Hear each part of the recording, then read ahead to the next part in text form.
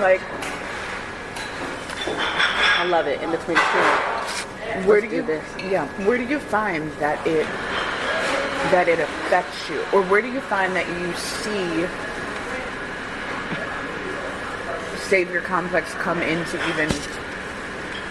play in your romantic life? You said where don't I see savior complex come in? That's what you said, right? Jesus. Okay. Everywhere. Not true. I think I take better care of myself with that in my career. Yeah. Because again, I'm an Aries in my career. I'm very do what needs to get done. Right. Take initiative. Use your brain. And be smart. Right. I think it's in my close relationships where I screw up. My friendships, romance, my family, where I was kind of raised to do that. Yeah. You know, I was raised, it's not about me, it's about everybody else all the time.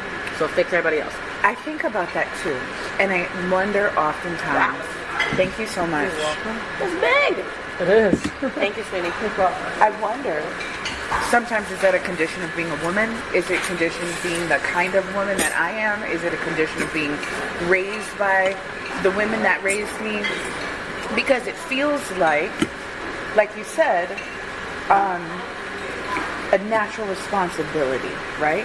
To swoop in and make sure that things are handled.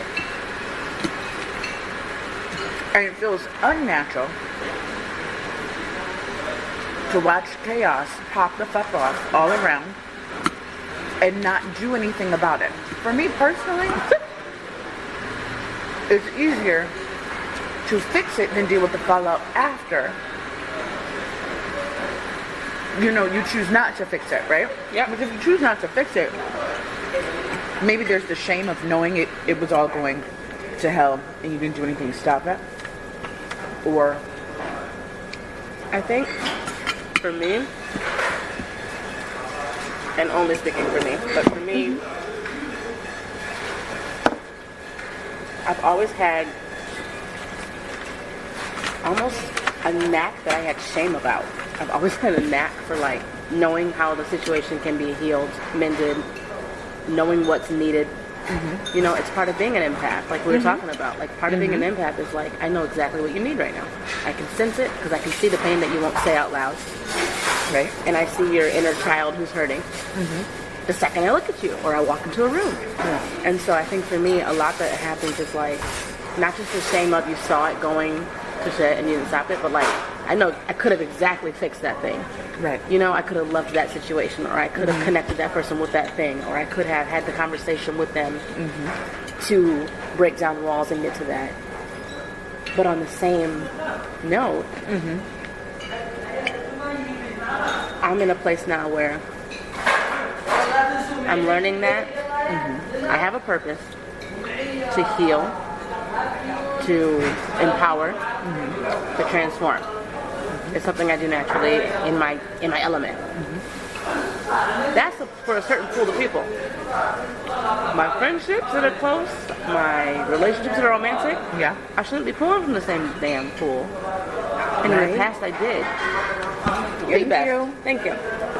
And so I recognize in times I'm like, shit, that person I spent all that time with, in that relationship, in that friendship, with all that I bent over backwards, I really was supposed to like treat that like my career and my purpose and have boundaries of. Right. Because the people that care about me and are reciprocating in romantic or friendship or family kind of relationship, they're not going to have me bend over backwards like that for them because it's a relationship. It's not charity and but it's so hard because again, it's hardest with the people you're close to watch them sink. Yeah. It's so hard. You feel like it's part of you. Right. Oh, yeah. I absolutely take on the failures of people closest to me. Absolutely. Because of that same thing, that desire to see, first of all, that desire to see them win, right? But I make a lot of trouble for myself in trying to manage outcomes because I find that if it doesn't go the way I know it could have had you listened to me, now I'm resentful as fuck. As all fuck. I'm so resentful. Not only are you still upset because now whatever has gone wrong with you, but You didn't listen. you double down on the dumb shit, right? Because you didn't listen to me. Not that I have all the answers, but I'm gonna give Who's calling? you. Who's calling? Who's calling? Take a gas, Fred. Backstabber. Oh, shut fucking mouth. Hello? Constantly in the past. Mm-hmm. Like what we were talking about. And you in the middle of talking, I'm sorry. Was I don't even remember what I said. Okay. But as we're talking, Yeah. constantly in the past. And I believe I was trained to do it. My mom and I had a really difficult conversation last year. But like, constantly taking on everybody else's responsibility of their feelings, of their... So much so, I didn't live my life. Female I was consideration. 30 when I was 12. Yeah. You know, I was responsible and mature. People didn't know I was as young as I was. Because I decided, no, put that little girl in the closet. You can't be a little girl anymore. Girl, same. And so then in my teen years... Being gifted has a lot to do with that, Yes, too. it does. There's a lot to do with that. Yeah, you know better. Yes. You know better. That's the You problem. know better. Which is smart ass. Don't do things that you don't know, that you know better than to do. Well, and your own inner voice is doing it to you. Forget parents even. Exactly. My own intellect's like, Alicia, really? Exactly. We know exactly what this is, why you're doing it. You can sit here and shrink yourself. But then in my teen years, I externalize, honey. When I say sexually, I externalize stuff big time. But it still was thought out, and I knew what I was doing. It was not... This is why I don't believe people when they're like, I was in just a dark place and I didn't know what I was doing. You knew what you were doing. You just chose to do it. You were accepted that that's what you were doing and you did it. Own it. In your dark place or whatever the fuck you want to call it. Own it. Yeah. But where I'm at now, I've stopped. How do I put it? I guess I've put that gifted person in a place where it's like, look, you have a place to protect me, to be wise on things, but not so much that I don't live a life and I'm doing everything to always overthink everything. You know, like I can't be that way. Which is exactly what we were talking about earlier. Girl. And so what I told him that night that we were hanging out, I said it to him. I said, I've stopped not saying things. I've stopped. I say it off the top of my head if I want to, if I feel like it. I know it's impulsive. That's the difference from before I got married. I know what I'm doing in the moment. I know where it's coming from.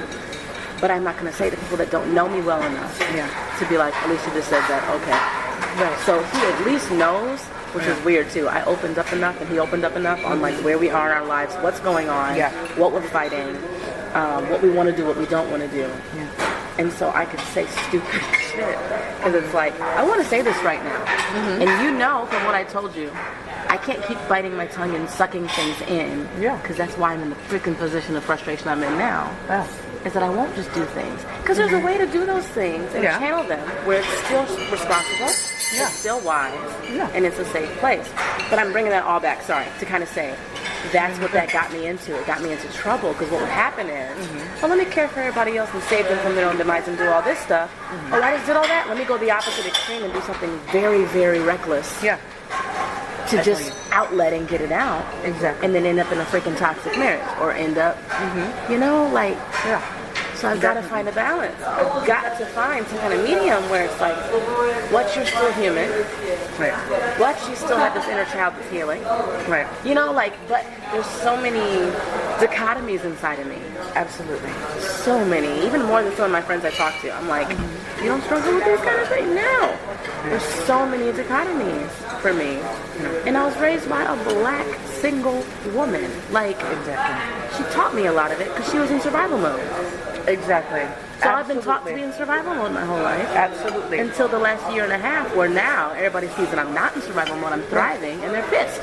Because they're used to me needing help all the time. Safety and the need for safety probably was ingrained in you. So not only is that looking for your own safety. That's huge. Like, Wow. Wow.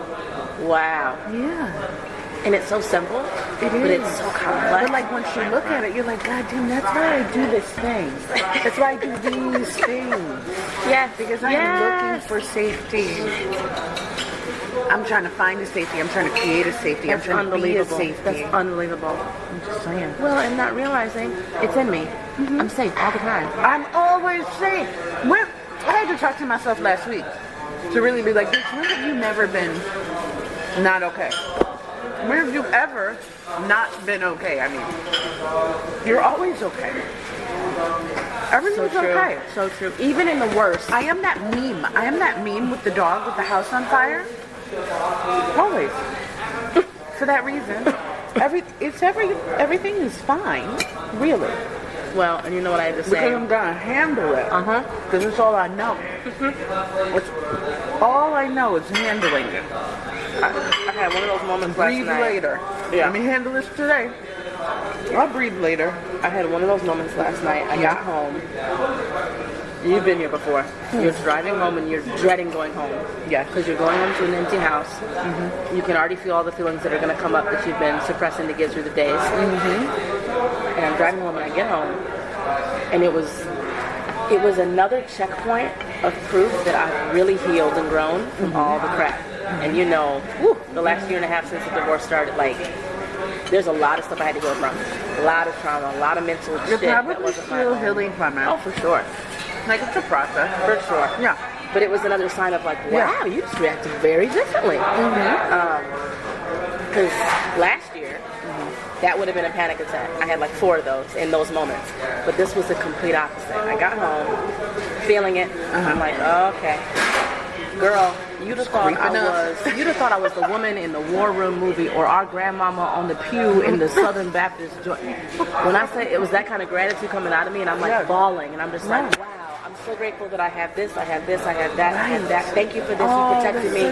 Thank you, ancestors, you've been here the whole time. Thank you, spirit guides. I'm speaking in every part of religion and traditional. I love it. And I I'm was here like, for it. Yes. I'm like screaming in my house, just like, because I remember, I think what came up in my mind, subconsciously maybe. I was in China in October. And left before this all started. And just that thought, I think, made me go, here we go, gratitude. And I just went for like, 40 minutes maybe. I was walking around the house, my dog's following me, walking around the house just like, and thank you for this. And thank you for that. And thank you for that. And wow, even when I was at my worst case and I could have been down a flight of stairs because of a situation in my marriage, you protected me from that. And why am I freaking out when you keep protecting me? So thank you. And it was just one of those moments, like you said, and you had to talk to yourself last week, where I was just like, dude, I've always been safe. Even when I shouldn't have been. I was safe. I've always been protected. That again. Shit. Even when I put myself in the doggone line Straight of up in fire. harm's way, coming out unscathed. Bulletproof, baby. Unbelievable. Like how? It's amazing. Yeah. And so I'm like, no, I'm not going to freak out. No, I refuse about this virus. I refuse to freak out about trying to figure out this thing, whatever this thing is each week, right? Yeah. Recently it's been, like I said, all that sacral energy. Welling up. Girl. Stewing. I even spent like 2 weeks where I like put out all this creative content, wrote a whole bunch of new songs. And I'm like, I still ain't getting it. I need to get this out with a person right now. I'm a firm believer that sex is therapeutic. I think there are 3 things that I need in life to survive. I really feel there's a Lil Wayne song dedicated to this. Pussy, money, weed. That's what it is. Those are the things. Those are the things that I need. They all serve their purpose, right? But money for necessity. I feel like sex, pussy, whatever, interchangeable. The necessity for release for pleasure only, right? That's it right there. And weed for stress reduction. But there's a place where sex and weed converge to maybe fulfill one another's purpose in amounts in different spaces or different times, right? Money, though, being the constant necessity. Right. I'm not happier when I have more of it. I'm more secure when I have more of it. Thus, I'm happier based off that security. Got it. You know? But those three things, I need those three things. I need to focus on my need for those three things when I'm looking for someone to deal with, because I need to know how they feed those needs, right? Because I can't be coming in to save you and do things with you all the time. Who is making sure that my things are being met? Right. Who's keeping this? Who's keeping That's watch? gotta be team, too. Who is keeping watch over these pots, girl? If I'm focused over here, I got shit burning up on the stove, and I can't have that. I can't have that. I need a pot washer. I need a pot washer as a partner.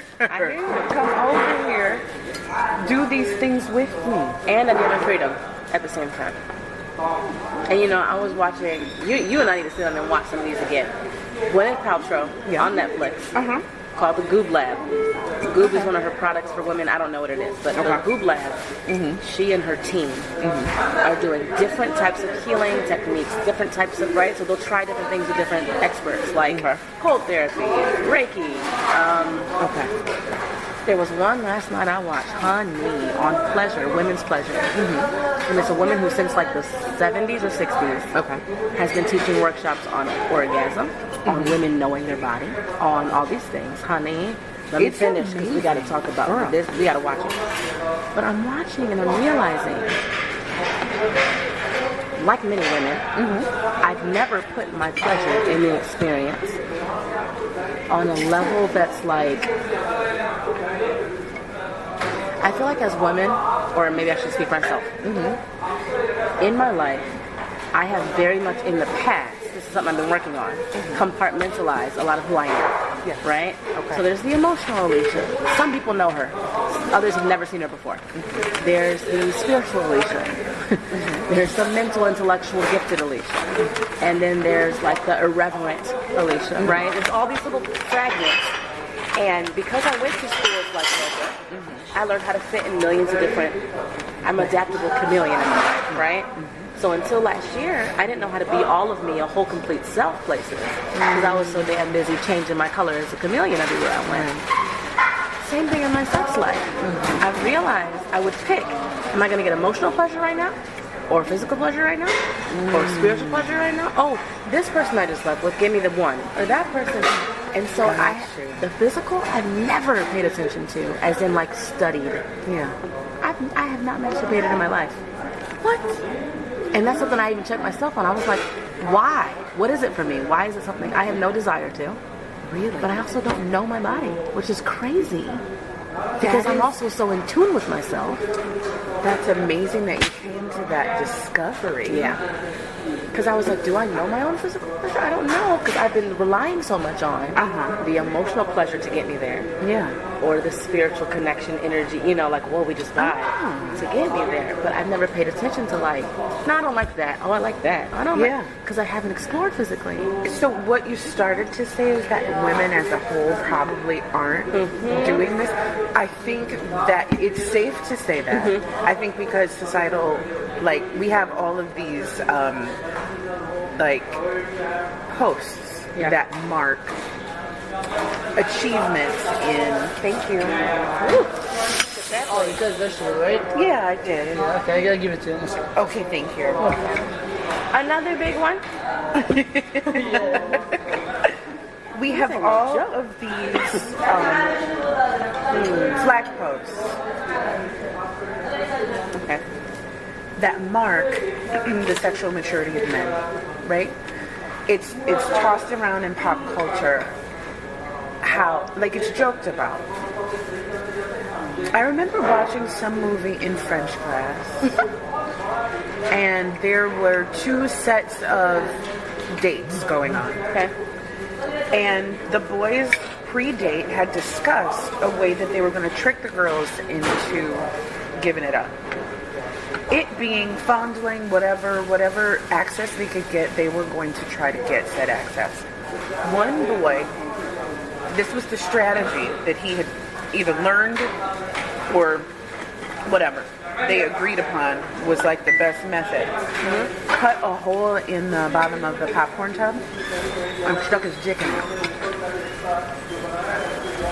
And so the girl in eating popcorn is eventually gonna encounter his dick and then thus be forced to make a decision, I guess, or willingly jack him off into the popcorn tub or something. Thank you. Or I don't know. But I say that to say this.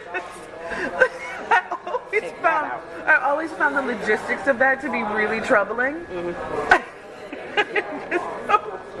I don't know who that would benefit. It's weird if it's benefiting him, which as was the intent, because I don't know how. Thank you. Yeah, I don't know how it would be benefiting him. Thank you. It's going to be a salty, crummy mess in there. I don't know, like, is the butter doing something for you? Like, what is happening? So many questions. To my I know this was a movie we were watching in middle school, French too, mind you. So many questions in my middle school brain. But beyond that, where was the consent? There was no consent. Yep. The consent is now surprise. This is your popcorn. Thank you. What if she was really enjoying that popcorn? Like what? What? Of all of the things that you could think to do. But like that was just, I was devastated when I saw it 20 years ago. Saw it. I'm just thinking. When I saw it 20 years ago, and the way that it was presented in this movie was so slapstick. It was like it was just gonna be a good old time. And you were home when this happened. Shit. I was at school. I was at school watching I know, this. Mom. This is some shit. Oh yeah, of course. So, weird things like that, right? That's Natalie Portman's like stunt double or something. It probably is. Definitely stunt double. I feel like I need to take a picture of her. You should. From so.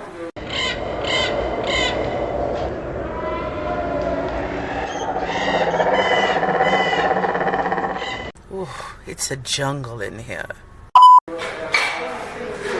It's popularized that boys are supposed to express themselves sexually. They're supposed to want to be touched. They're supposed to like secret away and jack off in corners, or they're supposed to get caught. They're supposed to get caught masturbating. They're supposed to force adolescent girls into uncomfortable situations where some family member could encounter them trying to take sex from her. All of this shit, all of these things have been presented to us like normal. There's no point, I've never encountered a point at which somebody was like, yes, young woman, it's appropriate that you masturbate. Now, mind you, I did early, I feel like, probably like 11, 12. Okay.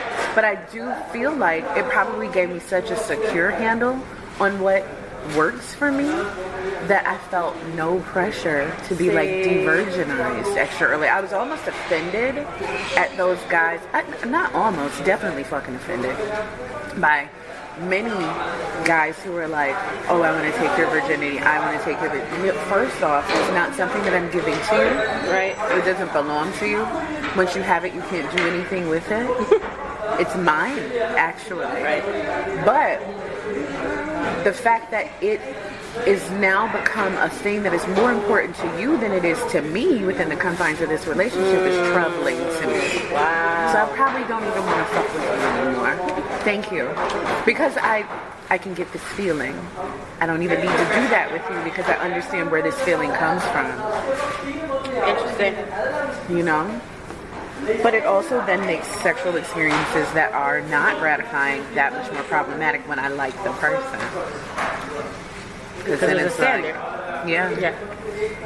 Well, and it's interesting. And there's a standard that I set, and who knows my body better than me? Yeah.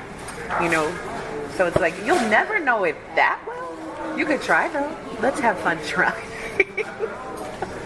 Well, and you need I'll to give watch you some this signals episode, when you get to when you get in the right areas. I'll let you know.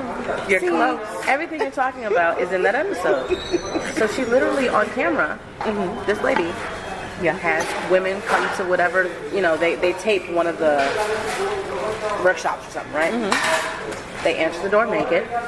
All women come in, strip down. It's a room full of women that sit and talk and see each other's bodies and uplift each other and this and that. She also tapes a private session with somebody where she shows her own vulva, clitoris, vagina, all of that with a mirror and a light. Really? And it's like, you've never seen yourself? And I thought about it. I'm like, do you know how many of us have never seen? I mean, it's hard. You can't see it. But like, have never done that kind of Grab a mirror, exploration though. or research on our bodies. Right. And so she talks about even some people don't know that they're normal because they all look different, completely different shapes, different sagginess, different stuff, whatever. All of that. Then she goes into the end of the episode, honey. She coaches a woman through a masturbation, through an orgasm. All on camera, all there. Right? You don't see everything. But Right. And I was just like, why aren't women taught to orgasm? Why aren't they taught pleasure? And I mean, in other countries, it's worse than here, right? Exactly. Because it's taken away. But like, I'm just thinking about how this then applies on a personal level instead of being a rant, right? So now I'm at a place where I'm like, part of this is even me thinking there's a desire to learn myself in a safe space. Yeah. Which should have been done a very long time ago. And a very long time ago, it would have been considered education. Now, it's looked at weird because I'm a grown woman. But this is where it should really be the most liberated because now it's like, oh, cool. I can learn what I should have learned a long time ago, and I wouldn't have been in the situations I was in from 14 to 25, 26, 26. You know, like, I wouldn't have done some stupid things because I would have already had that connection with my own body. Right? I would have been self-aware. And there would have been a certain kind of independence and power in my sexuality is my sexuality. Right? But there's still ways that you can fuck it up. You know what I'm saying? I still made all types of. I realized that foundation was never set for me. I never thought about it. It's not set for. It's not set for a lot of women because no one gives us license to do it. Like permission again. With permission, nobody's like it's okay. It's normal. Like even looking at your anatomy. Women are taught to glorify their dicks. I know it. They are taught to absolutely glorify their dicks. We're not even taught. It's so true. To distinguish our labia from one another. I mean, we're still having to speak up on how breasts are for feeding and normal. Like, this is something that shouldn't happen. And that was another thing. I remember in my marriage, after my son was born, and even before, when I was pregnant, I was just like, don't touch my breast. Just leave me alone. I like, feel you. The child's been on my breast all freaking day. Don't touch it. Leave me alone. It's for this right now. Exactly. And no, I don't want to mix it right now to be for pleasure and for feeding my child because it's just too much to think about. Too much it was energy difficult right for now. me. It was difficult for me. That was the one time ever in life where I was like not only have we changed so much from being pregnant, but it was the only time where I was feeling that new purpose for my boobs and I wasn't enjoying it. Because in life I was like, oh no, these are for fun. These are absolutely for fun. All the time they're for display, they're for fun. They're for like everything jovial and full of bullshit and not for any business or natural purpose or whatsoever. And then all of a sudden, no, that was not the case, which I knew because, you know, carried a whole baby. So I was prepping myself in many, many ways. But once that lands on you and it becomes your existence, like all the practice in the world is irrelevant. And then you're feeling the things, you know, you're emoting, you're experiencing actually. And you're like, God, this is not even what I thought it was going to be. And I did a lot of thinking about this. I'm fucked. But like, you know what? A lot of life post, I'll call it divorce awakening. Stopping taking bullshit has become like, God, I have really missed out on a lot of opportunities. I thought I was perfectly aligning myself for the best outcome with. And I have cut myself off from so much experience that I could have had. Likewise. And that's fucked. But now I got to make up for it. And thank God it's in our 30s. Thank We're God. not 65. Because there are Exactly. people that don't even, they don't notice, and then they're like, oh my God, I lost 30 years. Or, oh my gosh, Exactly. I'll be damned. I'll be damned. And my son will not grow up watching mommy be unhappy, miserable, Hell misused, no. any of that. No. None of that. No. None of that. He needs to be able to see. Absolutely not. And I'm not gonna keep some kind of societal norm or comfort level for other people at the expense of him having a healthy upbringing and his mother not being a complete misery. Like, it's just not worth it. No, forget absolutely. the religious things we could talk about with it. Like, just in a life survival, it's not worth it. No. It's not worth it. What am I keeping that up for? And even now, Appearances. I know. It's it. And even now, I have to Appearances keep used to questioning. matter so much. I'm questioning all of my truths now, which is a beautiful experience. It's like, is this my truth, or was this given to me? Right. Was this projected, or do I really believe this? And I'm starting to look at that at relationships. I'm just like, I was trained, not intentionally. People in my child were amazing, right? But I was trained, taught codependence. And now I have independence and autonomy in my own life, and I'm like, this is different. Right. Why was this shunned about, or shunned upon, frowned upon? What was wrong with this? Because now I'm noticing, as you see, I have not slept with someone. Not because I'm like, oh, this is just so wrong, but because I have the self-control now and the self-esteem and the discipline to say, I don't need it. Right. I want to do something, but I'm not desperate to run and do it. And if I do, like you saw me playing around, it's like, because I have been what to in the moment. Yeah. Right? And I can be smart about it, but like, not just the sex stuff. It's everything. It's friendships now. Yeah. I'm not desperate, like, oh my God, we have to keep it and make this. I'm so sorry. Now I'm like, I'm going to step back. Right. Yeah. Wish you the best. Girl. Love you. No ill feelings. Because codependence will F you up in your concept of self. Yeah, it will. Absolutely. Because it's in the absence of it, you're invalidated. Yes. You're so just like, what? Which is a Floating? lie. Where am Such I? a lie. What do I do? And you still have purpose. You still have so much. There's so much happening. When I sometimes take a step back and think about the role that I've played in the codependent relationships that exist in my life, I like to remind myself, I can't remind myself of something that didn't happen. I like to think about, what the outcome could have been if I had played it differently. Is everything okay? Yes, everything's wonderful, thank you. If I wasn't the heavy, the rock, what would happen? Would that person be losing sleep over the ways in which they failed me? Would they be rushing up to make everything right the way that I am tirelessly beating myself up over? You know, the wrongs that I could not solve, the things that I could, the enough that I could not be. For whatever scenario it was.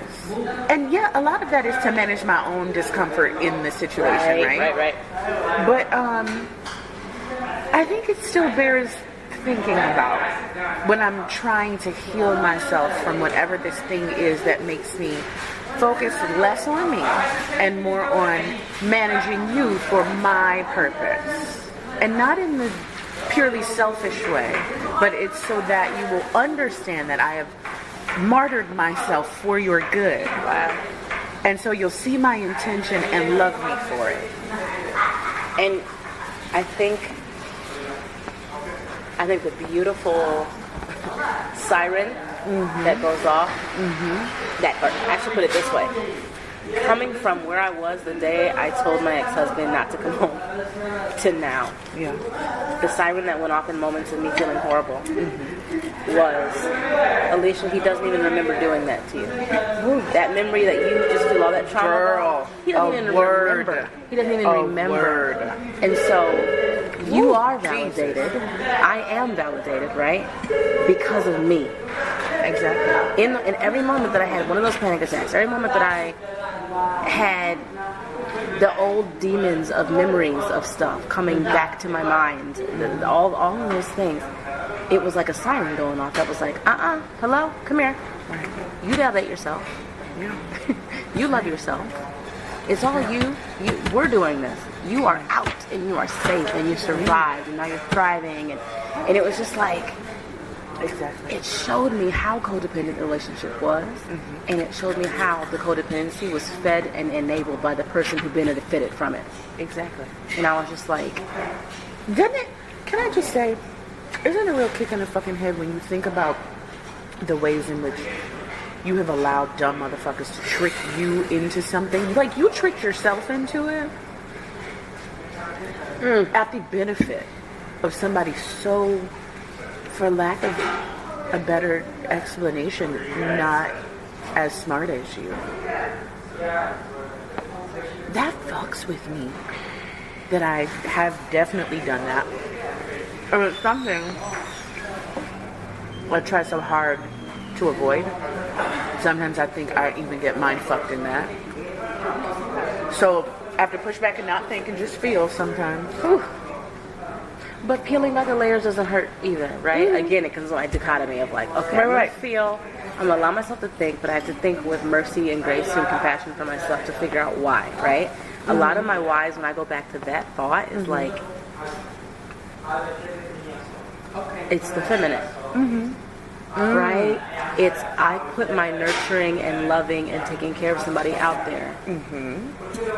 And they saw it. Yeah. And they used it. And yes, I take full responsibility for allowing it to continue so deep that I got so lost and couldn't find myself anymore or find north. Right. Couldn't find anything. I don't know where up is. What I know reality nothing. am I in right now, right? But also saying, whether or not they ever take it, they have a huge responsibility in the part they played and in the fact that they did take advantage. And the same person now jumping into another relationship, jumping into stuff and commitments and acting like none of this ever happened. I can't let that affect my healing process or me loving myself. It's so hard, but it's so real. It's what we're kind of talking about with this virus right now and understanding the boundaries, right? Right. Here's my space, my respect, my love, my body, my truth, my belief system, all this stuff. There's yours. Right. You don't come over here and I don't come over there unless we're invited. Right. Like that's, and that is so, Black women have not been taught to do that Absolutely. in a calm, loving way from the get-go. No. And so they turn into, oh, you're all up in my yard now, man or whoever, or company or job, or right? You're all up in my land now, all my property pissing on my porch. Yeah. And now I got to scream at you to get you off because I wasn't able to say no in the identity and confidence when you were at the doggone sidewalk. You know? And the other thing that I'm recognizing that's happening, me and this rap artist wrote this really cool piece last year for one of my gatherings, and it was called The Conversation That Never Happened. Between the black man and the black woman, the conversation that never, since slavery, through civil rights, to all this, the conversation that never happened between us. And it's deep. I have to listen to this. Oh my gosh. It's so real. Because it says things like, you don't know what it was like to watch my women being raped and and the woman's like, I don't know, I was the one being right? But you don't know what it's like to watch my men be emasculated, whipped, beaten, and have all of their identities stripped. So it's deep. It gets really deep, and it goes all the way up to like now and issues. And it's, of course, it's rhyming and it's sweet and it's back and forth. But I noticed when we were writing it, I was like, this is so powerful. Because I don't think black men and black women know why they are so pissed at each other. No. It's so much deeper than us. It's been passed down. There are norms that have been passed down. Neither one of them know how to not be on the defense between each other. Right. Because they're constantly on the defense for everything Outside. else. Right. Right? And I mean, of course, other cultures have the same type of issues, but essentially, I feel like There's the male-female struggle, Yes, and then there's everything. the black male-female struggle too. That gets layered on top of it. It's like a cloak that we're wearing while just purely being male-female struggling to understand. and to unify. Yes. Which is define terrifying. It is. It's terrifying for our, it's so terrifying.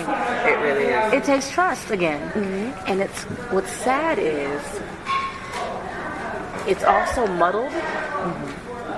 It's like what we were talking about earlier, where we said, I don't want to have to be this person when I get home that I am outside when I'm doing business. Same thing, like, blacks should not have to, within their own community or their own home, their own romantic relationship, their own family unit, right? Kids, parents, everybody, be what they're being when they're trying to defend themselves. Right. You shouldn't have to do that in your bed with your freaking partner. No. But you do. Yes. And most of the time, you don't have to. But you do. But you choose to. You choose to. You choose to. I used to beat myself up over struggling to figure out if I had set unrealistic expectations for my ex-husband of me. Whew. That's maturity. In like, you know, being more forgiving than I actually was, being more complacent than I actually was. You know, like sucking it up, trying not to be petty, not to be this, not to be, you know, not to be a nag. I don't want to be this bitch. I don't want to be this bitch. Because I'm trying to avoid a conflict that I imagine will eventually come if I am the things that are popularly celebrated as not facets that people want in a wife. You know what I'm saying? They don't want to nag. They don't. Or God forbid, myself. If I am myself, completely. Exactly. So I'm like, I am kind of nagging. Maybe I should scale that back. But I wouldn't be nagging to somebody who didn't need that. I need to recognize that. One begets the other. And I'm just not out here looking for flaws. I'm not out here looking for holes to stick my finger into to rip things open. I do that at work. Right. Because I'm a problem solver. Right. I don't do that in my relationship because I'm habitually a nice guy. A fucking beg your pardon ass nice guy in my relationships, and it's exhausting. Yes, it is. It's exhausting, and I never want to be like that ever again. I, like you, only recently started that knee-jerk, like verbal vomit, just letting it go. Just absolutely letting it go. And the right people, take it and go, I love you. Exactly. And I know what you've been through. And I know some of that is all you. Some of that's also you coming out fresh and you're free and you're released. Yeah. Girl. And it is solved. It is stopped. Yes. Some conflict that would have my stomach in knots and my anxiety through the roof. Thinking in retrospect, if I had just said what the fuck I wanted to say, honey, they probably would have gotten the message instead of me. Excuse me, I mean, do you think you can talk about? Because I really feel invalidated by. Shut the. There's been so many times where I was to myself be like, you should really shut the fuck up. Like if I were me talking to me, I would be saying that you are being a whiny ass bitch right now. I don't even know who you are. I don't even know you. A month ago, I don't know if I told you about it, but a month ago, you might have read. I went to the ER in an ambulance because I had a sharp pain in my abdomen. No, right? I didn't read that. With my 2-year-old. Got to the hospital after all these tests, whatever, fibroids. Oh. Okay, and I was like, oh yeah, my first reaction was, this makes sense from the hell of a birth and trauma I had in that. Secondly, spirit, or they, I like to call it, whatever you call it, God, source, universe, spirit, guys, all of them, all them. Yeah. The other response was like, yep, they've been telling me this. And it's, I promise I'm getting back to what we're talking about. You're fine. I believe that women, black women also, women of a certain personality or style or whatever, have certain issues like endometriosis, fibroids, whatever, PCOS, all the things that are going on in the womb. Because we keep holding all of our fucking feelings in all the time and we don't let ourselves let them out. And our bodies are like, you just going to keep sucking everything up? I think it's also the same with, what is it, heart disease for blacks. There's just so many things that the body manifests. And I've noticed as I've started being myself, as I've stopped forcing myself to eat certain things I don't want in certain moments, which changes, every few months. It's like, now I want to eat these things. And as I started speaking my truth with no fear, things have gone away. That's so Symptoms wild. have gone away. That's Beliefs about amazing. myself have gone away. Freakouts have gone away. I'm much more balanced in my mood. And I think it's, again, it goes back to like, we've been trained to take care of everybody. Yeah. You know, we've also been trained to be the Harriet Tubmans. Right. And, you know, pave the way for freedom for all these things and fight for all these causes. And then we go home and we don't know how to turn it off. No. And we don't know we how to- get asked to turn it off. We can ask. No, we also sometimes get We asked to turn it off. Absolutely. Absolutely.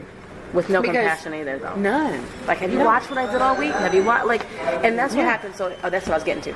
So, in my marriage, and in many relationships before, I was forced to stay in what you're saying is problem solver for you at work. I was forced when I got home. It was, you're being emotional, and I don't want to see the person that's really needs some love and needs some I want you to be this all the time.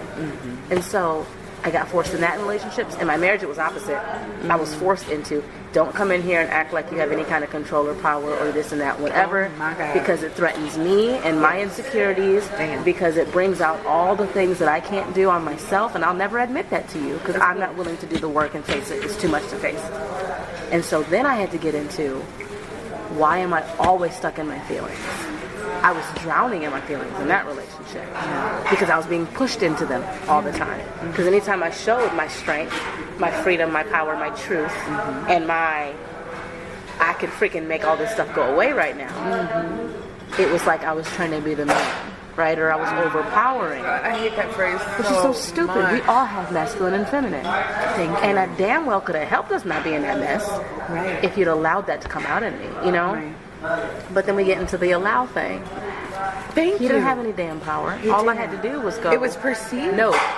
Exactly. It was perceived. It was granted. It was a Well, power that was granted. And it had been perceived that way my whole life. Right. So then you get it again, right? Exactly. I had to Those conditioning. forgive. That conditioning does start in the nuclear home. Absolutely. That conditioning absolutely begins. We are taught as little girls to do, to be curtsying and bowing and kowtowing all the fucking time. Check yourself. Don't talk to me like that. Who you think you're talking to? Exactly. Yep. For, you know, here, they're everywhere. A school, a church, you know, whatever environments we're in. I mean, even in our beautiful, safe, utopian school that we grew up in. Little black girl sassiness was regarded in a very particular kind of way because it was so few and far between. It could absolutely be spotlighted. Like, oh, look at you doing that thing that not only we are shunning, but throws us off a little bit because we don't see it often. We think this is this and we don't like it. This has no place here. You can do that wherever you came from. But it has no place here because we don't do that here. So it's like, excuse the fuck out of me. But like, you don't do that. Right. But saying in life, I found in my young life, I was having a lot of excuse the fuck out of me moments. Like, where do I go to do all of the things And that it's I our can generation too, though. It's our generation too. Asking questions, challenging things, reevaluating and everything. And It's definitely who we were raised by. The things that they endured, you know, the regimes that they were made to follow, because these are the systems that are in place for great old America, and this is the way that things work. Ouch! This is the way that things work. So how dare you challenge it? Look at where I got by following the rules. My life is great. You benefit from my great life because I followed the rules, and here you go wanting to break rules. wow. Look, what do you think this is? You're going to expose me. Exactly. That's the other part, right? You're going to expose me. Yes. You're saying things I want to say, but we can't expose ourselves. Exactly. But it's like, it's so toxic to think about just all these kids that were raised to shut up and all the issues in the world that require opening your mouth. Exactly. Like, that's the toxic part that's, Exactly. that's scary sometimes, because you're like, wait a minute. Listen. Part of the craziness is because we're shutting up. Exactly. Even the people that are doing the craziness, some of them need to let it out and talk and say some things, but they don't feel, they don't have a voice. Yeah. So they externalize through terrorism, through, right? Hate crimes. Yeah. Through doing just crazy, stupid stuff. This exactly is what gives me struggle in the Me Too movement, and those that like abut their own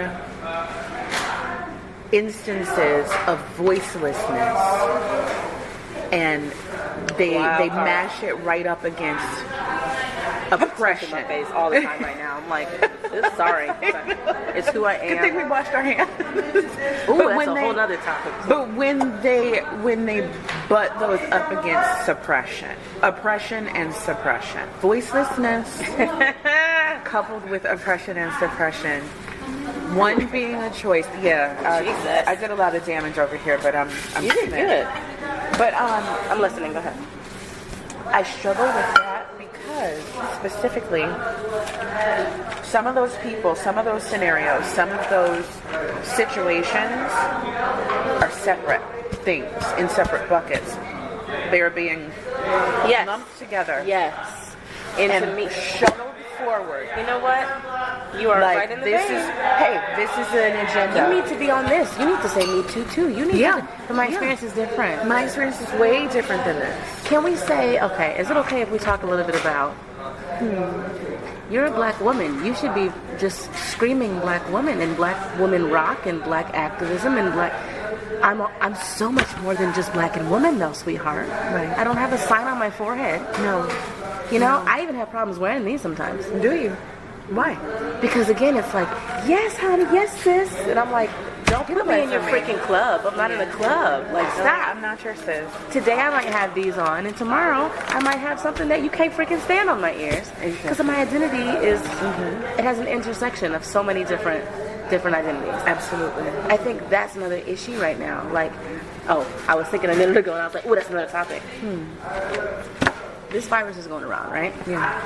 We're supposed to be washing hands, being careful, not touching people, having social distance, staying in their homes, isolated, all these things. Think about how, this is giving me chills.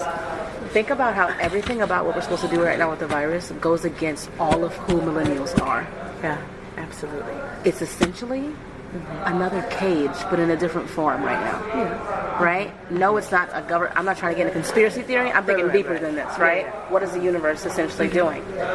It's kind of like you said, we have viruses in the past 70 years, different ones, where they challenged love, the ability to love others, the ability to connect, right? Yes. When HIV and AIDS went crazy, people didn't want anybody that looked like they could have had it in a community meeting, in a church thing, at an event, at anything. Fuck that. Let's take it a step further. Yeah.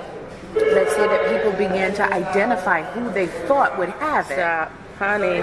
Based on their community, based on their social like habits. 911. Exactly. So now we get into cast typing.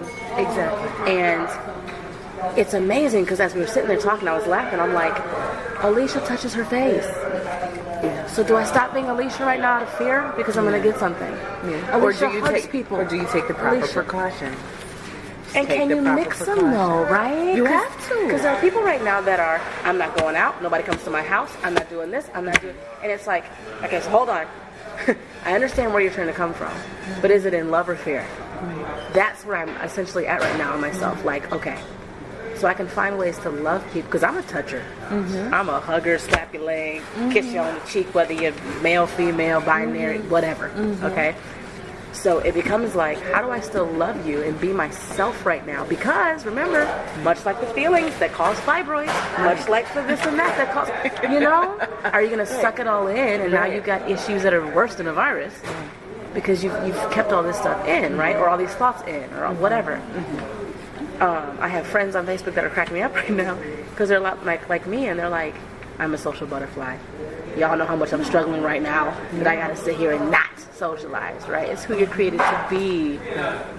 But I just think about those kind of things in society, in world health, in all the things we deal with, where suppression is as dangerous as oppression is. Right? Because you're doing it to yourself. Exactly. When you oppress yourself, you attract more of that. Everything is good. Can we have 2 boxes? 3 boxes? Yes, please. Yeah, You know, you attract it to yourself, and you do like what we said. Oh, this is not my new pattern. Yeah, I agree. That asking for permission, that seeking out permission is definitely That's filthy. at play with that.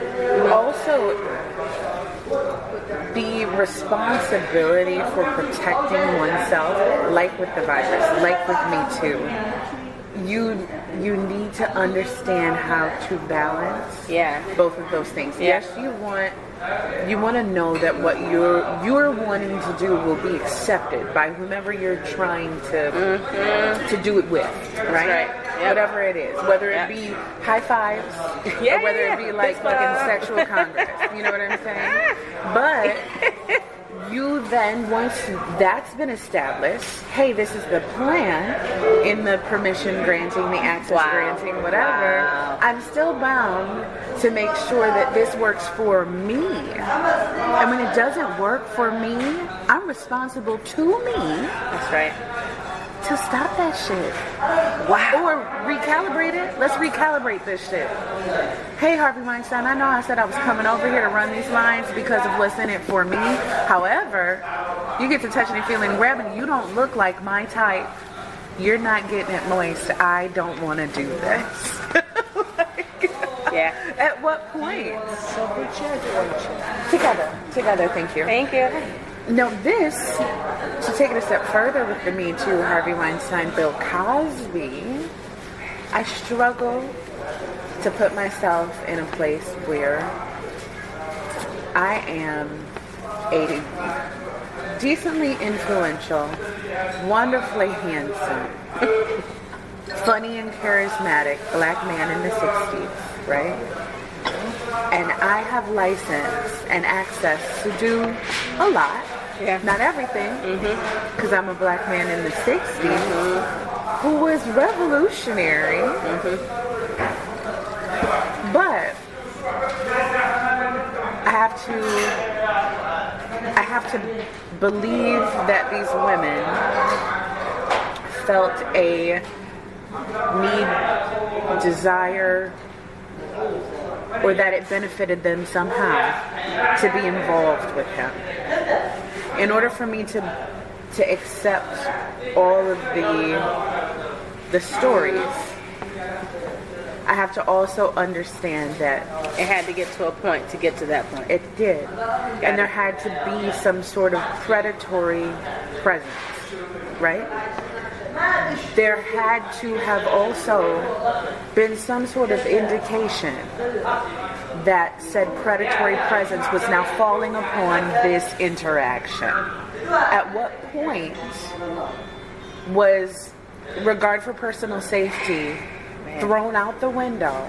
And I said, yeah, you know, I did come to his hotel room to hang out at 3 a.m. with this young, on the scene, handsome dude who has now answered the door in his robe. I'ma still walk through this door though.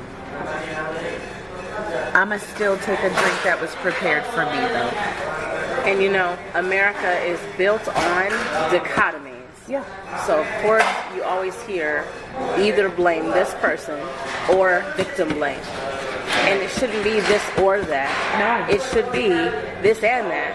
Absolutely. Where it is for not the parts blame that they either. played. Exactly. Responsibility should right. be taken for the part that was played, regardless. Now, I often wonder, which causes more division between men and women right now with all of this, right? It does for sure. There's men now that are like, with me, I can't even touch or do whatever because you're a woman and I don't want it. And I'm like, bro, that's not even who I am. Like, we're cool. We have consent. I'm a grown woman. I'm gonna tell you if I don't want something to happen. Thank you. And back the heck off. Thank you. I struggle. Why is this to even discolored? think about. It was sitting somewhere on the floor. I I only need one. Thank you. I struggle when I hear folks get like all wrapped up in the shit too, because call me crazy. Were people not taking drugs and fucking a lot in the 60s, or don't people do that today? I'm confused about that part, and I feel like no one has ever really said anything to address that part when it comes to Bill Cosby specifically. At what point am I not actually trying to link up with someone at 3 a.m. to take drugs that he bought that I didn't, and drink drinks that he bought and I didn't, and I came there knowing that this is what I wanted to do and did it, and then maybe whatever business deals we had going, whatever, that I, in the back of my mind, woman on a mission, decided should happen as part of this agreement that we've made.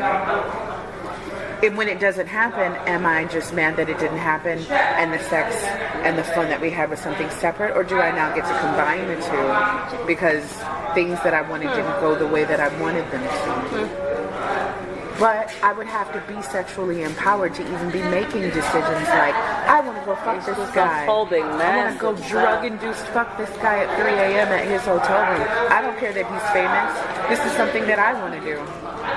Because he's famous, or because I like him, or because whatever. Like, it comes back to what we were talking about with masculinity and femininity, and how we all have both. Yeah. It's almost it's like a, what's the word? It's the epitome or proof of every gender for so many years has been in masculine, aggressive, initiative energy. You know, like, it almost goes to show that, like, with all these movements right now, we're all being forced to get back into a nurturing, taking care, loving ourselves and loving each other energy, which is more what we call the feminine, not female, but feminine energy.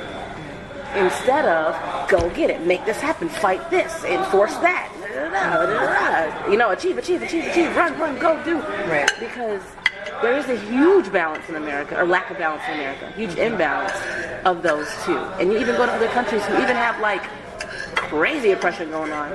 But you'll notice there's a respect for both of those energies, both of those places to be in. And I think for so long in our country, because it is, go ahead, because it is the land of the free, and they want to keep it the land of the free. I feel like for so long in America, it's been fight for the next cause, and they've done some awesome work. Feminism, some awesome work. Civil rights movement, awesome work. There were things that needed to happen, but when do we get, chills again. When do we get to a point where we say, okay, slow down, we're fighting too much. Can we just take a pause long enough even to say, look at all the fighting we just did, yay! Are there still some problems? Hell yes. It's a freaking country mixed with everyone. There is no, this is the truth for everybody in this country, because we're a melting pot and it's the land of the free. We got free speech, we got free this, we got free, you know, like... So I think there's got to be some point, which honestly, it's kind of interesting what this virus is doing to our country. It's making everybody sit their ass down. It is. It's making everybody sit their ass down, including stocks. And, like, it's making everything that people drives sit. us. You have no choice but to take a break. Yeah. And maybe start going, wow, I've been running for a long time. I've been making stuff happen and not letting it happen, but making it happen for a freaking long time as a people. Yeah. You know, we don't know how to relax. Americans look at countries that take siestas in the middle of the day and they're like, what? Right. We don't know how. God, I wish we did. Honey, Jesus, I was just talking to you know somebody how about happy this people last would be week. too? I need a nap every goddamn day. I wish. Or just time. If we understand that people are not robots, and they're not like wind up the key in the back and then set you on a course to do the thing that I need you to do to make the money I need you to make for me. Ouch. Yeah. Recognize that at some point in your day, you may want to get back to you and the things that you need. And if I gave you a break to be able to do that, you might be a better person overall. Not just a better worker for me. You might just be a better person. for your life, for the things that you need, and for me. And for me, because I would be hard pressed to think that any autonomous adult out here that works to make money for someone else would not like to be better at that if they could also be better at what it is that they need to be for themselves. Right? Like, is that a ridiculous thought? I don't think so. I just swallowed air. Didn't inhale it. I swallowed it. I felt it happen. I was like, ooh, that didn't go there. It's kind of like saying, you mean we live in a country where we really don't have time to wash our hands because we're running so fast? Oh, whoops. You mean I got to get back after my lunch break right now, so I'm sprinting back to my punch in or my desk? You mean we work jobs in a country with a bunch of companies where we're not told to care about ourselves on the job? Interesting. It's almost like that, right? Like, how do you guys not wash your hands? Because you're freaking running from this to that to this to that to this to get it done, put this out, give me some more work. Some people probably don't, which I think, I'm not saying it's not gross. No, and it's not the man that's making us be that. Like, you Right. know, the people that are choosing to just be reckless will choose to be reckless in other ways. You know what I'm saying? Like, maybe this is exposing that recklessness. Right. Shining a spotlight, putting it under a microscope to say, we're not taking care of ourselves the way that we profess to be taking care of ourselves. Thank you. We have all of these things, we have all of these freedoms, we have all of this access, and we will fuck it up off something so simple as not washing our hands, not covering our mouths when we cough or sneeze. Wow. Having general boundary, like respect for personal space if you know you got some fucked up shit going on inside of you. No, maybe don't. Kiss the child. Yeah. Cough with no covering. You know what I'm saying? Sneeze for all to walk into the spray. Like, what? And like you said, it's just a magnifying glass on what's been there. Exactly. Like we were talking in the car, the coronavirus has been here before. Yeah. Flus have been here before. Exactly. Horrible presidents Have been here before. have been here before. That's not new. Stop acting like, oh my gosh, this is the worst ever we've ever. Nope. Ask your grandparents. There's been a whole bunch of everything happening this last 10 years.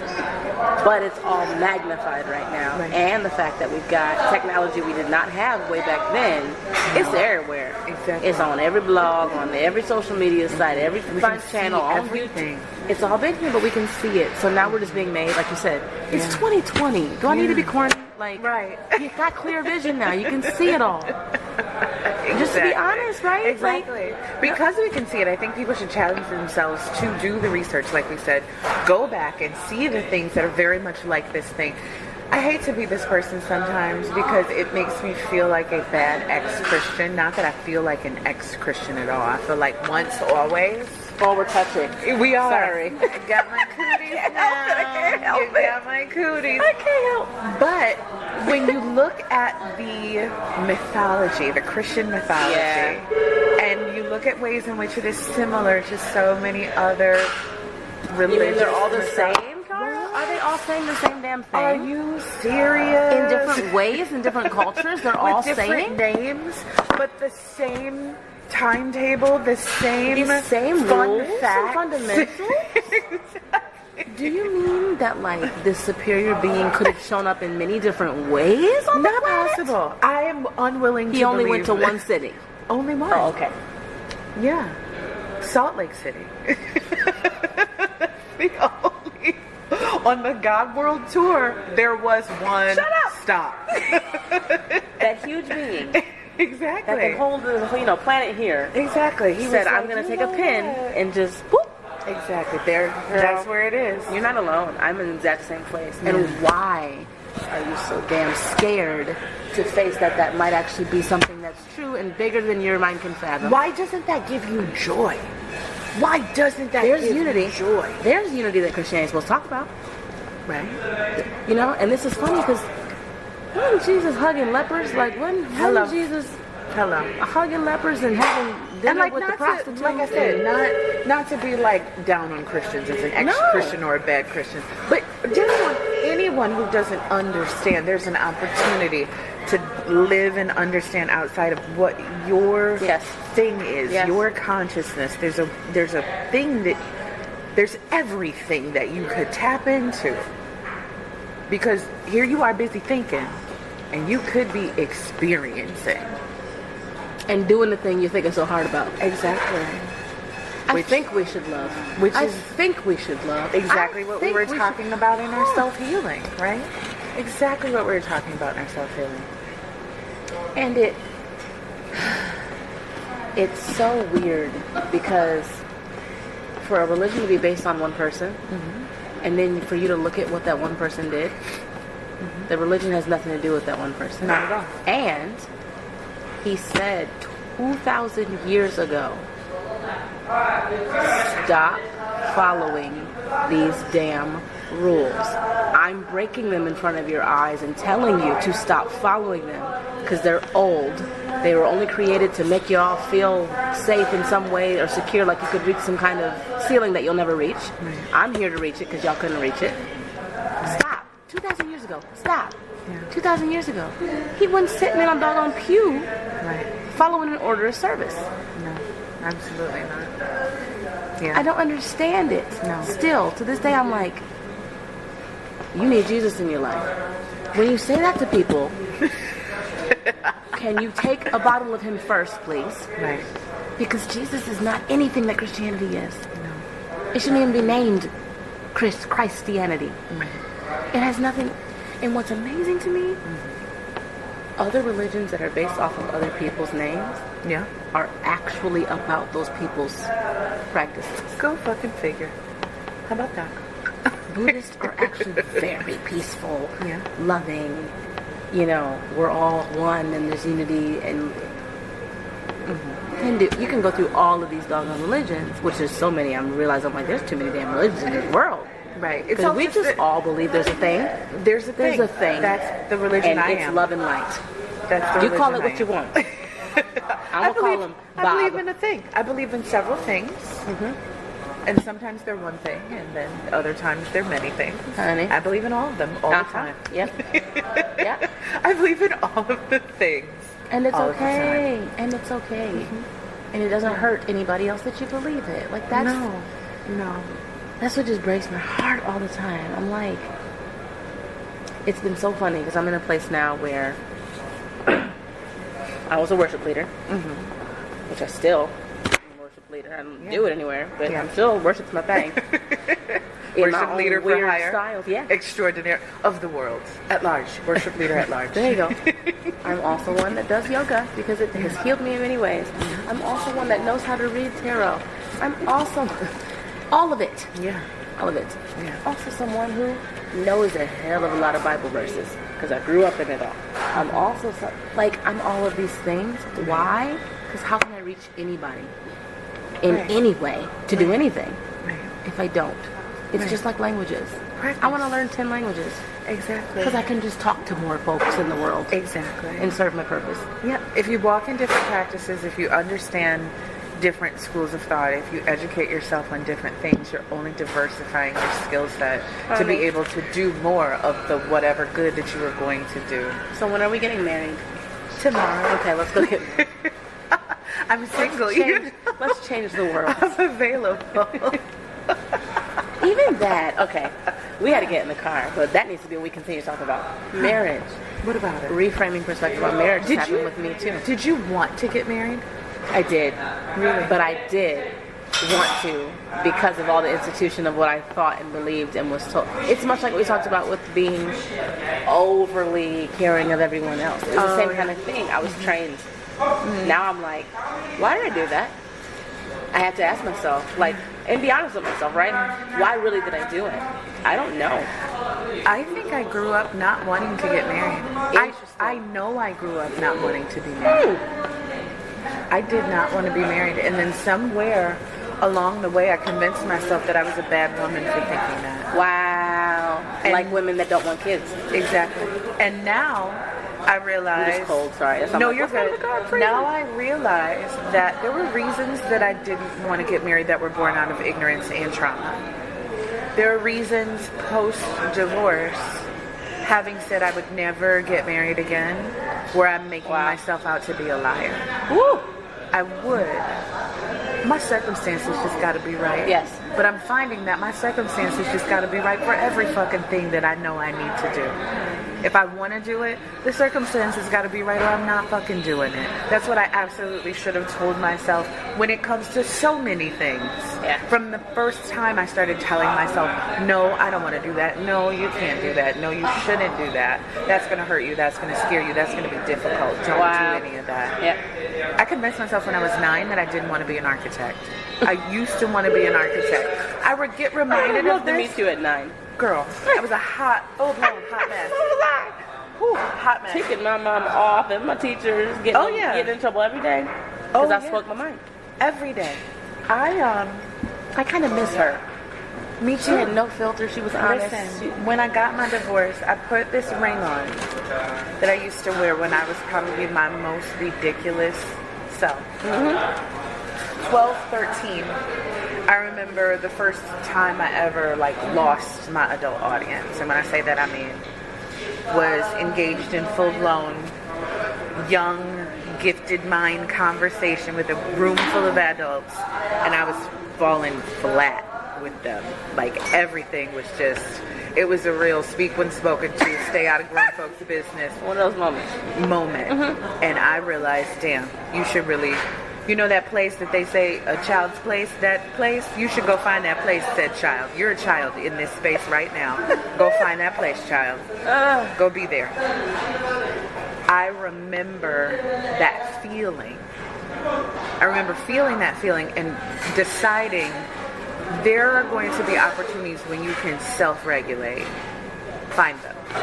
Look for them. Don't do it so as to be apologetic. Do it so as to be cautious. Wedding? Yes, thank you. Do it so as to be cautious, so that you can work your audience when you have it, and when you don't have it, you need to understand how to gain it. What do you need to do to be able to gain the presence that you need to gain? You were giving yourself a master class on performing. Absolutely.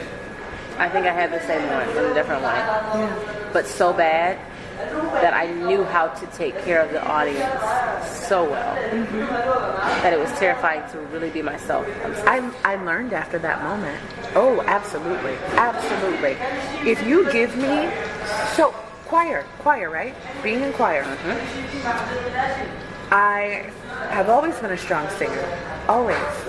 If you gave me a solo, I would become some shrinking, small voice that never existed in an ensemble.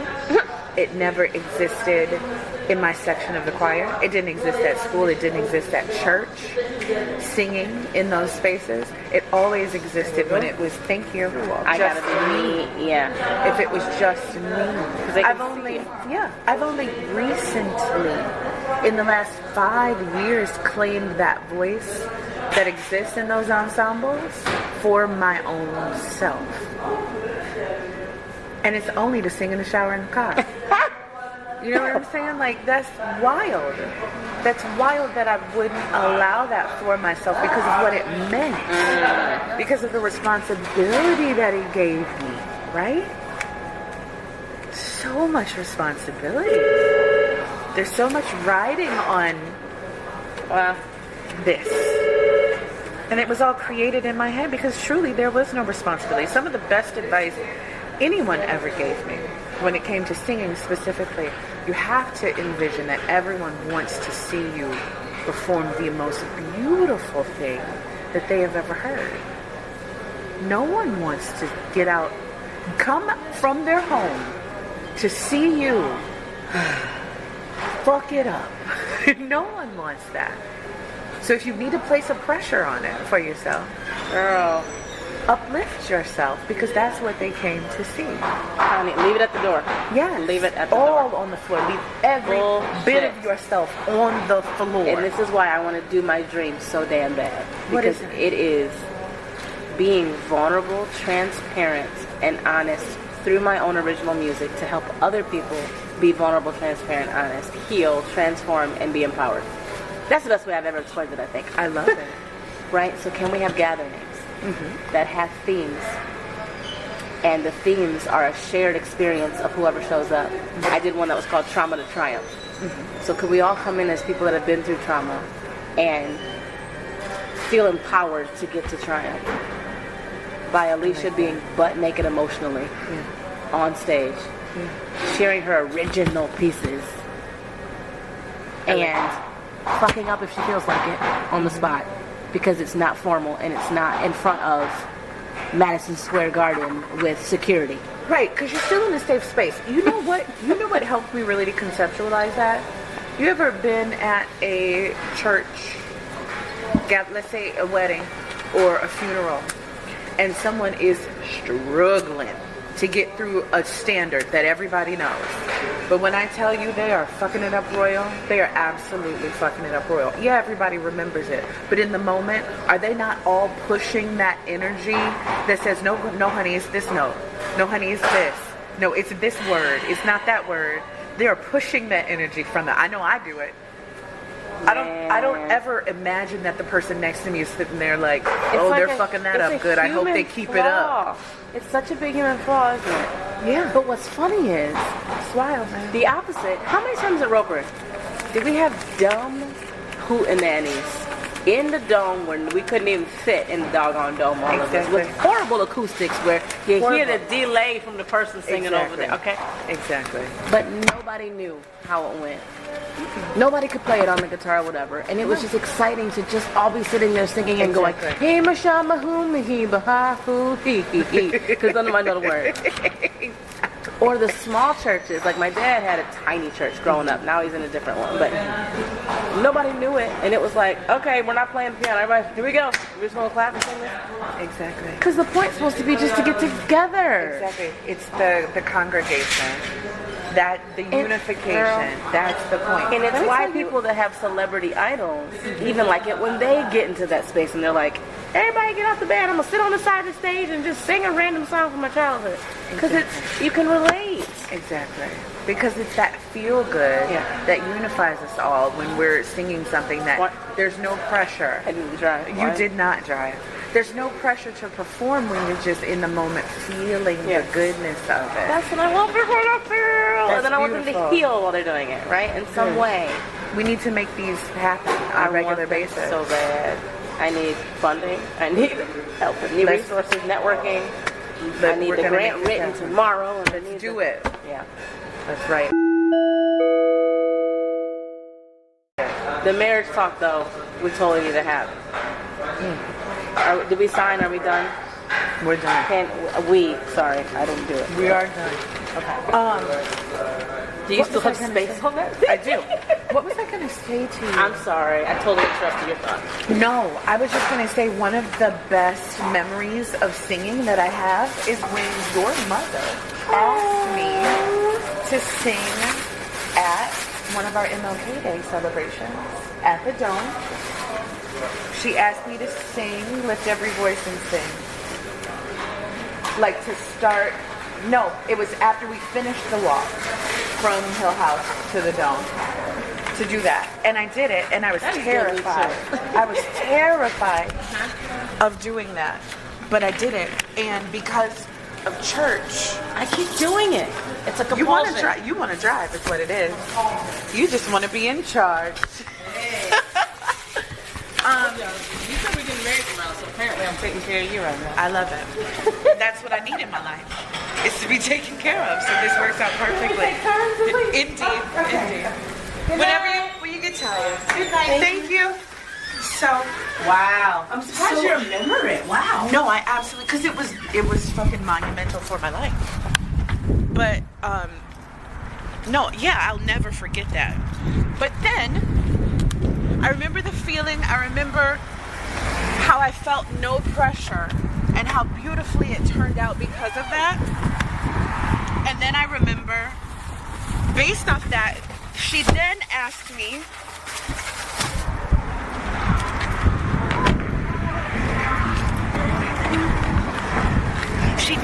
to sing the Star Spangled Banner at a boys basketball game, and I fucked it up. I completely fucked it up. And I was like, I felt so bad and so like horrible. But I remember the boys. I remember the boys humming and singing along. Yes. As I was fucking it up. Because I don't remember fucking it up. I had to... Well, go back and watch or something? Yeah, exactly. Because I was just like so nervous and just outside of my comfort zone. Much unlike Lift Every Voice and Sing, being in the dome. Being in the dome, feeling that feeling, it was night and day different. It was night and day different. The energy was different. The purpose was different. And in the purpose being different, wow, I was different. Wow, yeah.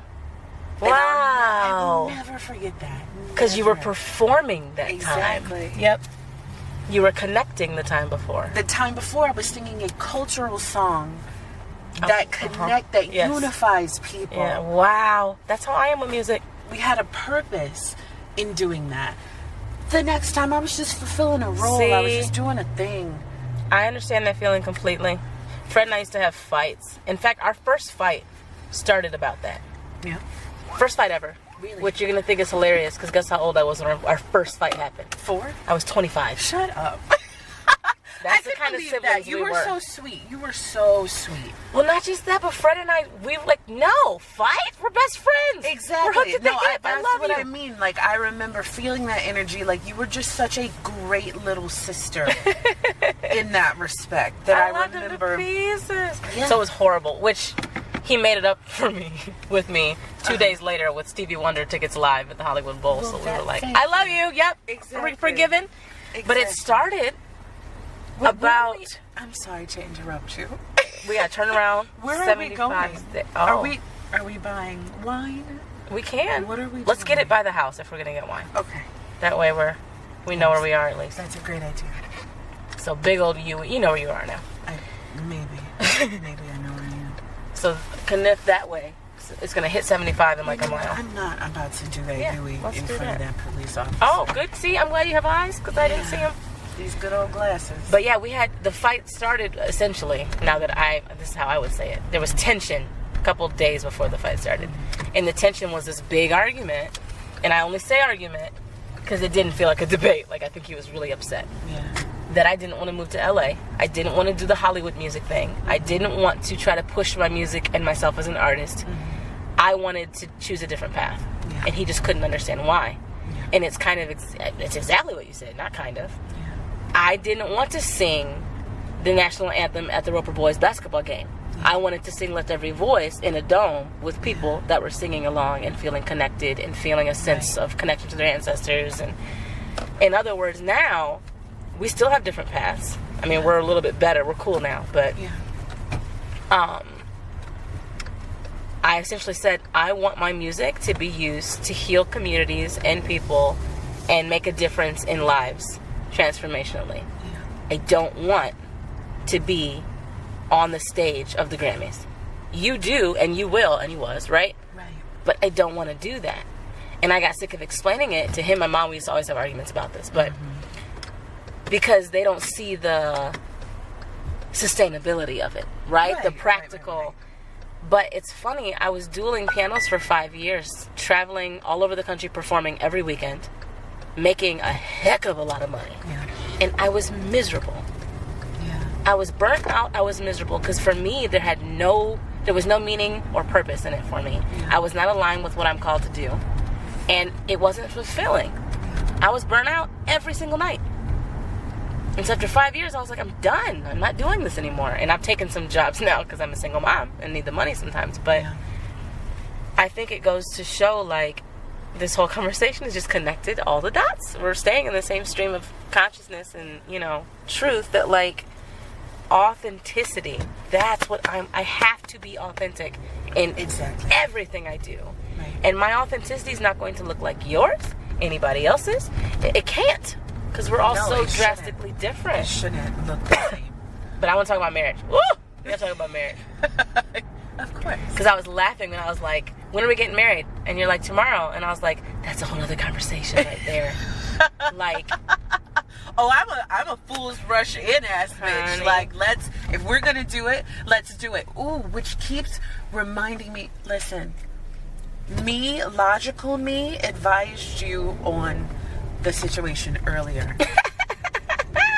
I'm reneging on that advice based on observation.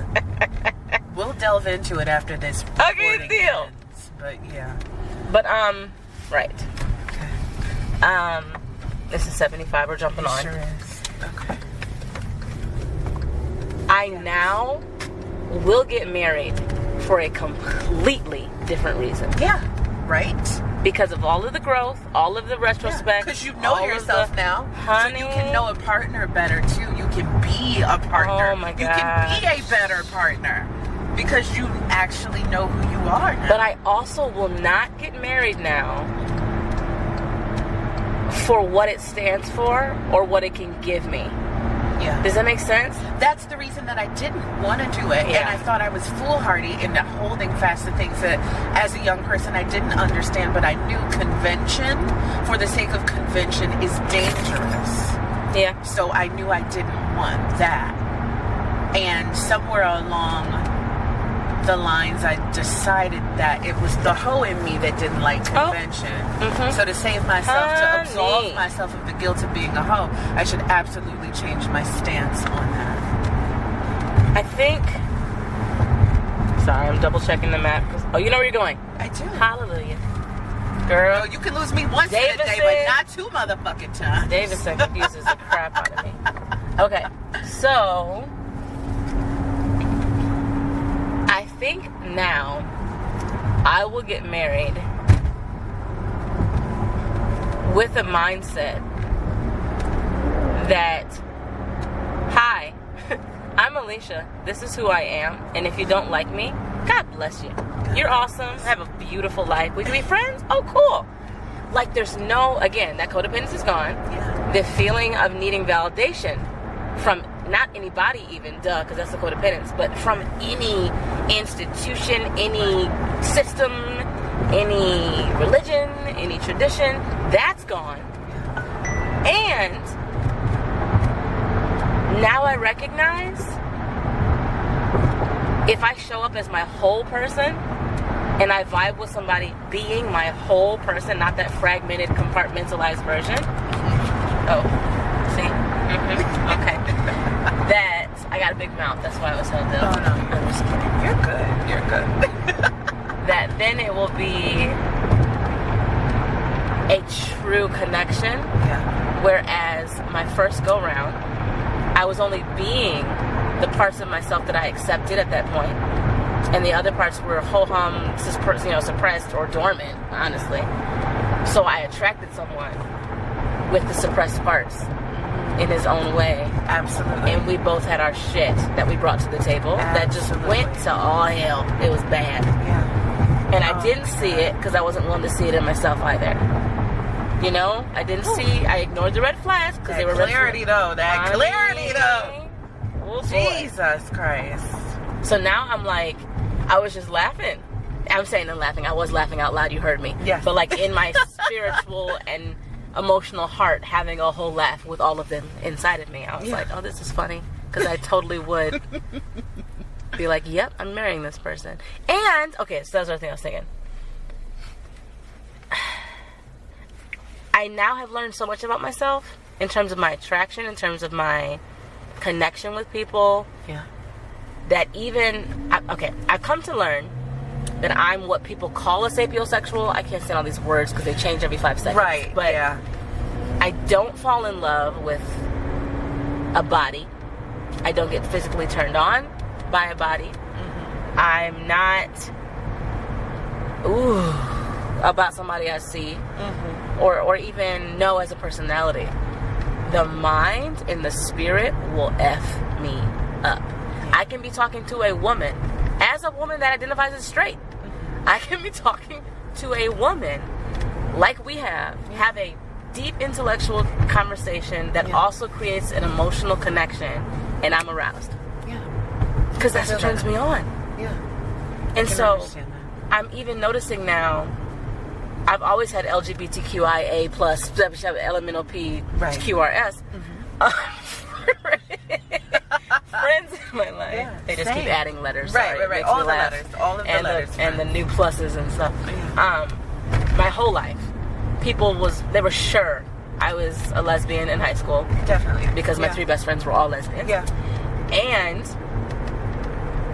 I have friends that have been married and happily married to their wives. You know, women married to their wives, men married to their husbands.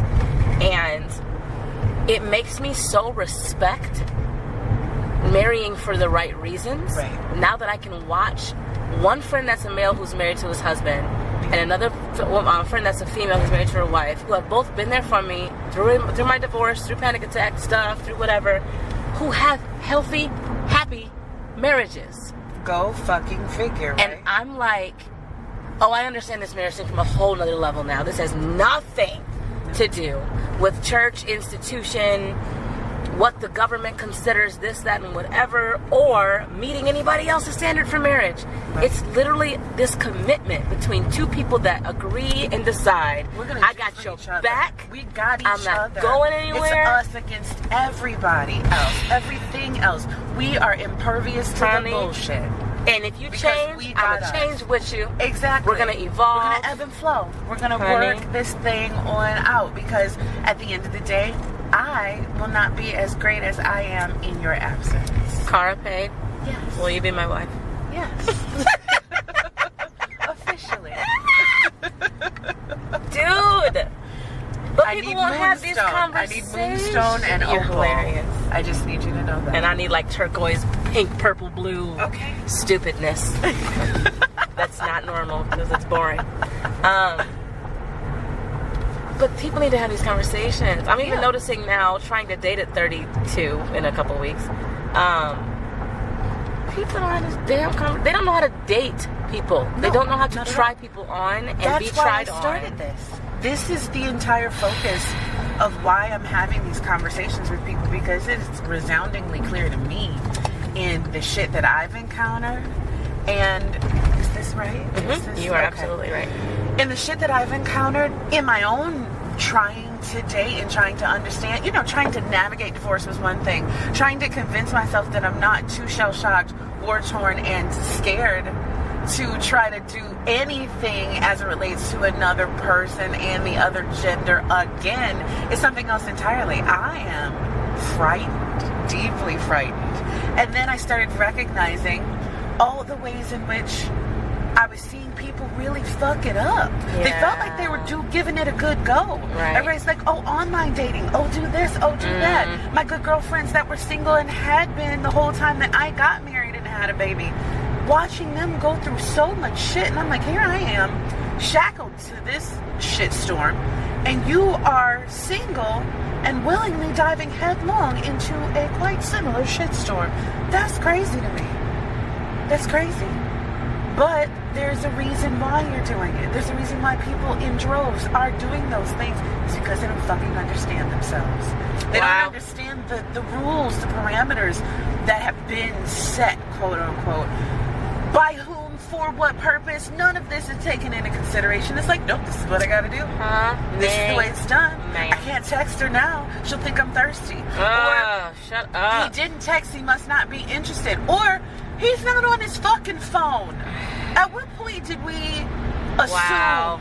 I mean, and maybe you've experienced a person face to face to know that they are absolutely on their phone at all times of day, so you can come to an appropriate conclusion about the speed with which they respond to you or whatever. Yeah. Or sight unseen, you're laying your own personal feelings about a lot of shit and your own personal insecurities about a lot of shit on something that you really don't understand. How about this? How about you ask a question? Woo! How about you be vulnerable? How about we stop hiding behind these freaking cell phones and computers and be a human being Analog. with a real connection? Get an analog ass connection to a person. In person, face to face. I'm noticing. I just love how the universe works. God, angels, all of it. I'm gonna keep saying they because I don't know who people believe in. Yes. I love how they work. I like how they work. Because what you're doing is exactly what my video series is. I don't know if you saw the intro. I gotta be honest, I stay off the interwebs. No, that's fine. I'm only on the interwebs to post my own content, and then I crawl back into my cave. It's very smart. It's not good for marketing. I know, but it's so it smart. keeps my brain safe, healthy from a lot of bullshit. Well, I've got like 20 hours of footage of sitting in front of a camera and talking to people about stuff like this. The problem is I can't use half of it. My stupid external hard drive isn't working. But anyways, I did a pilot. I redid, essentially, because it finally makes sense. Yeah. A pilot and put it up, and I'm trying to figure out how to now continue. So maybe we need to get the camera out and keep the conversation going when we get to the house. But it's just amazing how these things intertwine, and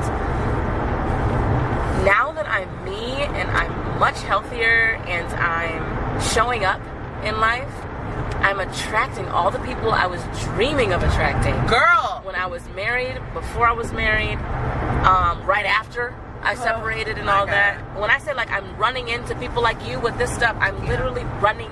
People are getting my name and I don't even know where they're getting it from. That kind of stuff's happening and manifesting, and I'm like, wow, I'm on a completely different level, vibration, in a different area, whatever, where now I know who I am. Like, and you just get so grateful because you're, like I said at the table, I'm 31 turning 32, and I know where I effed up big time. I know exactly at this point how I got there. Yes. I remember God has literally shown me all of the steps up to that. I mean, I've had those moments, I'm sure you've had some of them, laying on the floor in my tears, having God play me a movie because I'm begging for, please show me how I got to that point. Right. And it's like, okay, remember that one moment, that one day, or that 1 month where I said, don't turn that way. And then it was just little turns after, and you ended up in the wilderness, where you didn't even recognize you were in the wilderness because you were so deep in. Right. And then it felt like in October, like I said, it's been that long ago, a year and a half ago, where one day something snapped in me. Yeah. It should have been an episode of Snapped, but in a like healthy way, where I was like, I don't want to see you when I get home. You better not be at the house. Like, do not come back with all that toxic crap ever again. Yeah. Something just snapped, and I feel like that morning, before I said that, it was like a flare gun got shot off in the woods, and I was like, panic attack almost, spiritually, like, oh my God, there's a flare gun. I was on this path. How did I get here? Who are you? What is this? Did somebody put something in my, what? Yeah. And I started booking it. Yeah. Right? Yeah. Emotionally, mentally, spiritually, started booking it for that flare before it went out. Yes. Like, I cannot miss my chance. Exactly. And all the things that I was working on, all of the purpose and ideas I had to birth in this world, and I finally, in the last week or so, what put me in tears last night was like, I'm back on my path. Wow. I'm meeting new people because this is where I was headed before I got distracted and went into the woods. And it's just, it's amazing to have it this young. Yeah. Because it almost feels like you gave me a second chance. Legit. It's a huge gift. Clarity is such a gift. And so I want to be able to... If you can get over the fear of what it is that you have to do once you have it. It's not like it's easy. Yes. Having clarity is not easy. No, it hurts. It's like being psychic, right? It's like having clairvoyance. Yep. It's not easy. I feel for little Haley Joel Osment. You know what I'm saying?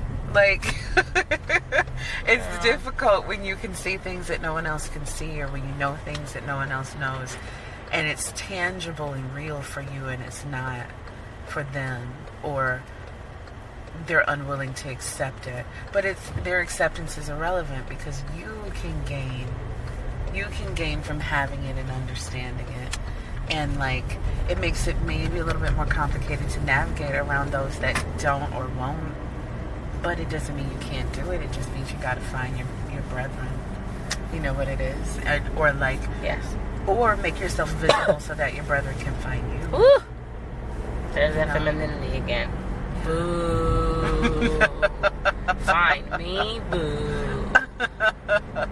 Sometimes you have to sparkle. Oh, it's so hard. So you can be like a beacon. You can be a lighthouse, and something can reflect.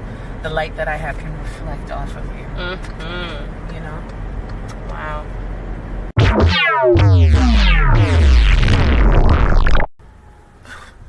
I do say it's a jungle in here. No, if you...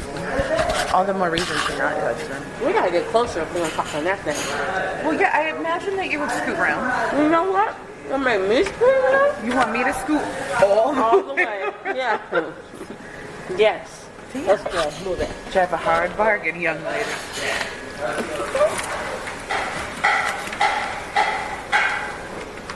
What are you thinking? Something vegetable. I'm thinking I need a veggie galava. Do you ever get fish? Not here. Or No. at Middle Eastern. No. Thank you. I think I've had catfish, fried catfish, galava or something. Looks like Natalie Portman. At least when I turned my Agreed. head. I was like, Agreed. in Detroit?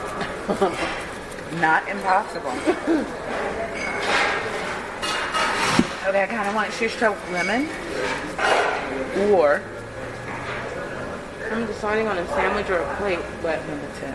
I shouldn't spend a dime, so I'm gonna just get a sandwich. No, this is on me. No, it's not. Yes, it is. No, it's not. Yes, it is.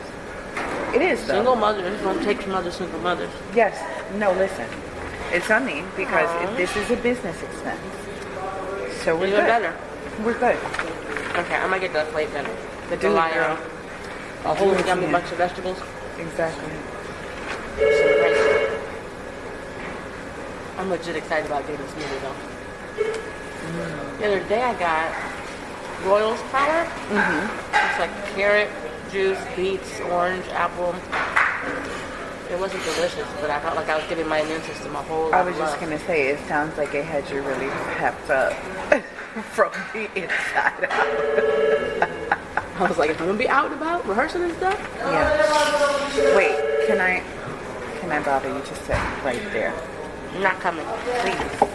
Ooh, this is close Please. too. Yeah, let's Suck it in. Suck it in. let's do that right there. It's too cold to take this off. I think I should wrap my jacket around just a little bit until I warm up. Is it closer by the door? Something. No, everybody else has other stuff too. Well, at least the black people do. Okay.